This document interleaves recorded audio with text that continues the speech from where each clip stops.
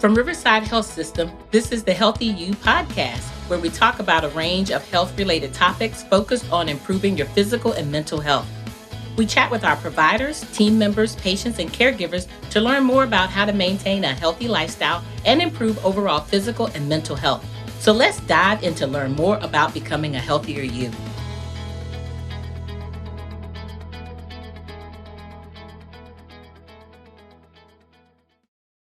I'm really excited to have with me today in the Healthy You studio, Dr. Jennifer Johnson, OBGYN with Riverside OBGYN Specialists at Brentwood. Welcome.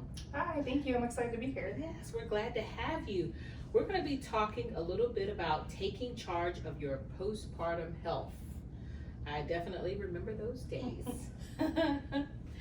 We did a mini series on pregnancy, and our last episode was on the 4th trimester that highlighted what takes place for mom and baby after delivery.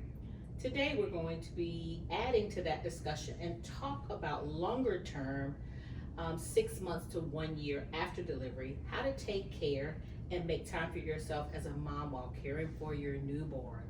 I'm interested to learn about this myself. Dr. Johnson, you are a board certified lifestyle medicine. So not only do I do OBGYN, I also have a focus on wellness, especially postpartum wellness. So lifestyle medicine has 6 main points that we like to talk about, which is relevant really to everyone, but especially extra struggles when you're a new mom. So the main things are diet and exercise, which I like to say nutrition and movement, because diet and exercise sounds a little too intense, but nutrition and movement, you know, controlling sleep, stress, social connections, and then the main part of that is also avoiding risky substances. So if you put all 6 of those things together, that can help you be your best self. Okay. Tell me a little bit about why you went into medicine and then the specialty as well. Okay, so I've always been fascinated by pregnancy, the fact that we can create a human being and then feed that human being, and everything that goes along with women's health has just always been amazing to me. Absolutely. Every time I'm there for a birth, I'm just always in awe and amazement. Right, and for you to do that additional specialty, what was the impetus for that? So actually a friend of mine when I was in the military said, Jen, you're always talking about wellness and nutrition and exercise and focusing on healthy things. She said, have you ever heard of lifestyle medicine? And I said, no. And she said, you should look into it because you would be able to get the certification. You would do great. So, and just like that, everything went to the conference, did the training, did all the extra educational credits, and found it's a way of helping my patients without focusing on the medicine, more focusing on the wellness. Yeah, I love that. There's so much focus on the 6 weeks after pregnancy when you come back in and you get that good bill of health, right? And then it kind of just becomes your annual checkups thereafter. So I'm really excited to hear that there's that focus from 6 months to a year, because that's such a trying time. I remember being a new mom and how challenging that was. Right, and it's definitely not flipping a switch at 6 weeks. Yes. So it took 9 months to go from not being pregnant to having your baby, and it takes another 9 months sometimes to get back. So. Yes, and sometimes our definition of being a good mom is taking care of everybody else and not really checking in on ourselves. Right, I will find when I go into a room to see a patient in a postpartum visit, I say, how are you doing? And they say, the baby's fine. I said, how are you doing? Yes. So we want to redirect and focus on mom as well. Yeah, they're associating doing fine with how the baby's doing and not being in that scenario at all. Wow, that's powerful. So sleep, what is sleep? As a mom, and especially a new mom, so I'll never forget that time. Can you share just some strategies or just some pearls around how to prioritize sleep for moms? Right, so the challenging part is going to be following part of your baby's routine. So babies are going to be on different schedules all the time, and I try to explain, you know, the reason being is that they're still developing. So as their brains are changing, their bodies are changing, their sleep schedules are changing. So we kind of have to work with them. But once you find a routine that works for both of you, that's the main thing. So whatever that routine is, if it's a nap in the afternoon, if it's sleeping in late, if it's getting up early, whatever works for the both of you as some sort of routine. Definitely asking for help. So if a neighbor's willing to watch your baby while you take a nap, that's perfectly fine. Right. So you may not be able to sleep every time your baby sleeps, but trying to sleep when the baby sleeps is ideal.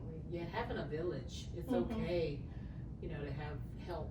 Right, Sometimes we definitely. don't want to always ask for help. I know for me, I'm now empty nest, but raising kids and prioritizing family, I can go to sleep whenever I want. I still don't. I still Mhm. find myself doing a bunch of routines because that's what I was accustomed to doing, like Right. a large part of my life. Right, and as part of lifestyle medicine, they really focus on certain standards, so to speak, for good sleep. So not doing something stressful right before bed, Okay. not even really watching TV. So using your bedroom as a place to relax, and whatever you find to be that's calming. And if you have mind running, you're worried about something, just write those thoughts down and tuck them aside for the next day. Oh, okay. That's a good idea. Yeah, so you don't have to keep overthinking it. Just make a little note to yourself and say, I'm not going to focus on that now. I'll take care of that tomorrow. Okay. Are there things that you see from a signs and symptoms perspective when women come back in that are really clues that you're not getting enough rest and Right. So we all having think some we challenges? joke. Yeah, for sure. So we joke about being pregnant, pregnancy brain, postpartum brain, but tending to forget things. That's very common. Feeling a little bit disorganized, feeling a little bit like I can't focus, I can't kind of keep my thoughts together. And even just the sadness and anxiety that can be normal, but sometimes it's not normal, and it's something we need to intervene and help you with. Okay, that's good. Having a routine around Mhm. that. I know with social media, Right. I think that's the way at night to like wind down. Which Right. listening Yeah, to we you, recommend not a screen, doing not that. using a screen. So whatever you find to be calming. So if it's to listen to some music, if it's to read a book. I personally like to do yoga. It's only 5 to 10 minutes, but every night before bed I do 5 to 10 minutes, and that's my reset time for bed. Okay.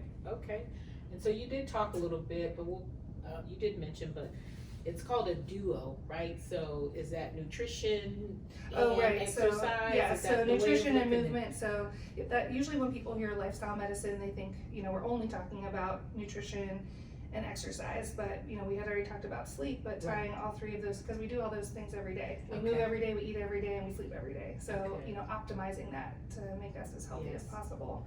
I know for busy women or anybody, right?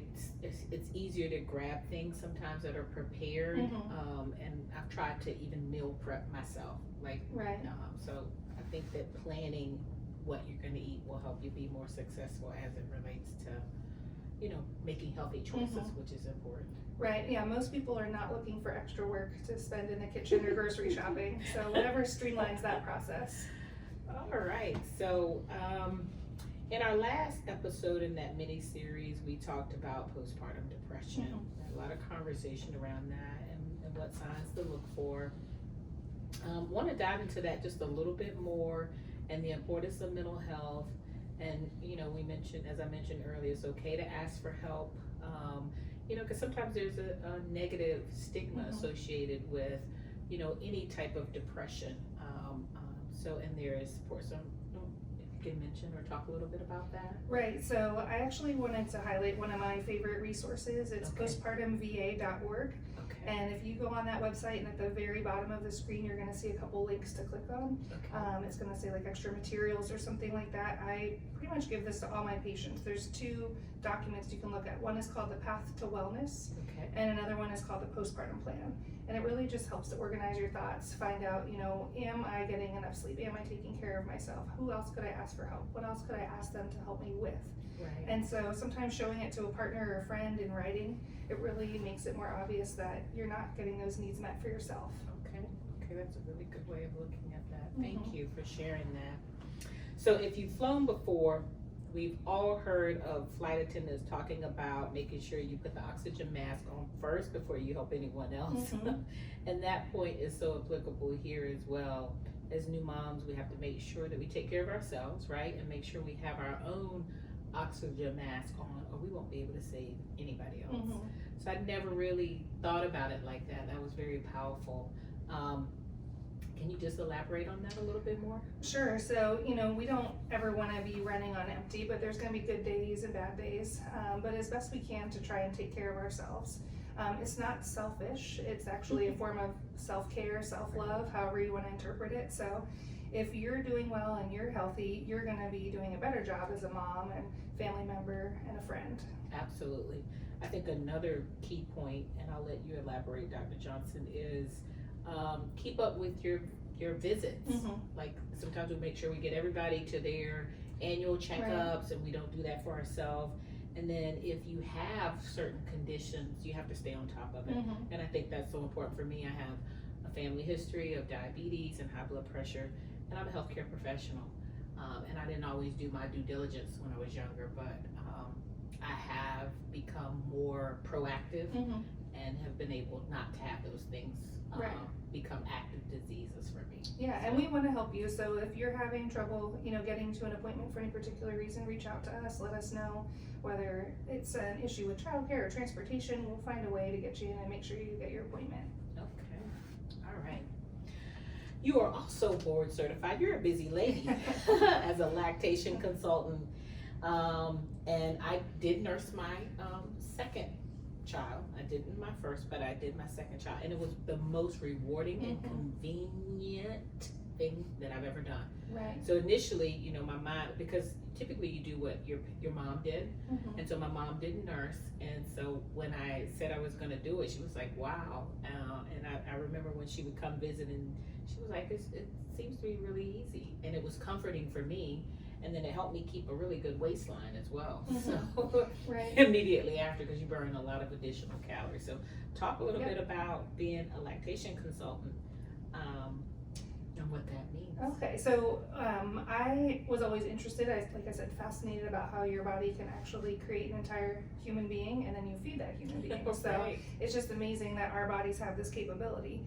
But I knew, learning all of the science behind OBGYN, I didn't learn as much about the lactation or breastfeeding stuff. So getting the training for that, because most of our patients coming in postpartum, we're talking about mental health or we're talking about lactation. So I knew I wanted extra training in that area. So that way I can help my patients, whether it's 1 day after birth, 3 months after birth, whatever the questions, concerns are, just getting the extra information and knowing I'm giving them, useful, helpful information. Yes, and I know because I didn't have other women in my family that had breastfed before, I had to surround myself with women that did, and that really helped me not give up initially, because those first few weeks are so important. Yes, I know when you said rewarding, I was gonna say the two things going along with breastfeeding is usually rewarding and challenging. So those kind of go hand in hand. Yeah, once you get after the initial, then the reward comes. Right. Because it's an adjustment initially for sure. But that women's support group, I don't know if those things still exist. Yeah, actually we, now that we're kind of past COVID and all of that, we actually meet twice a month at Riverside for a breastfeeding support group. So that's actually Tuesdays, the second and fourth Tuesday from 1 to 2 o'clock. So it's a drop-in, you don't need to make an appointment. We're just happy to see you. All right, so yeah, it definitely takes a village, and that's another village as it relates to support. And as we wrap up today, talk a little bit about finding that community support and how critical that is. We already talked about this particular support group. Are there any other things that you would like to just identify? Just anywhere that you can connect with someone who's also going through the challenges of parenthood. So if it's, saying hi to a new mom at a playground, or like you said, at the church, wherever you want to go, just making that connection, because part of lifestyle medicine, we really emphasize social support. And so to go through it with another person is really helpful. So talking about the long days and the long nights, and as we say, the days are long and the years are short when it comes to parenthood. So finding a connection with someone going through it with you can be super helpful. Absolutely. Well, Dr. Johnson, thank you so much for joining us today. You are welcome to come back anytime and sharing such valuable information for our viewers. And to all our listeners, thank you for listening. And if there is a topic that you are interested in learning more about, please email us at Riverside Strong, one word, at rivhs.com. All right, thank you. Yes, thank you for having me. Thanks for coming. Thank you for listening to this episode of Healthy You. We're so glad you were able to join us today and learn more about this topic. If you would like to explore more, go to riversideonline.com.